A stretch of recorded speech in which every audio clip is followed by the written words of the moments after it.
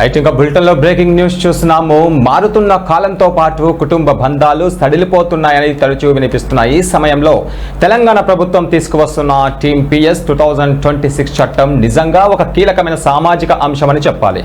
ఈ చట్టం వెనుక ఉన్న అసలు ఉద్దేశం కేవలం శిక్షించడం కాదు, బాధ్యతను గుర్తు చేయడం. వృద్ధాప్యంలో తల్లిదండ్రులను చూసుకోవడం అనేది కేవలం నైతిక బాధ్యత మాత్రమే కాదు, ఇప్పుడు చట్టబద్ధమైన కర్తవ్యంగా మారబోతుంది.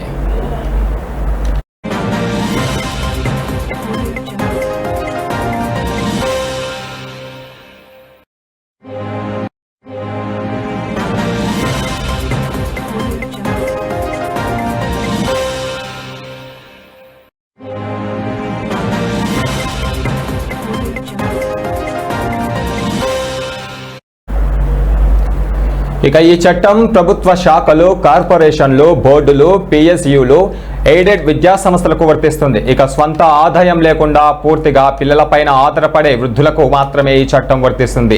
ఈ చట్టం అమల్లోకి వస్తే వృద్ధుల పట్ల నిర్లక్ష్యం తగ్గే అవకాశం ఉంటుంది, కుటుంబ వ్యవస్థ బలోపేతం అవుతుంది, పెంచిన తల్లిదండ్రులను మర్చిపోవద్దు అనే సందేశం సమాజంలోకి బలంగా వెళ్తుంది.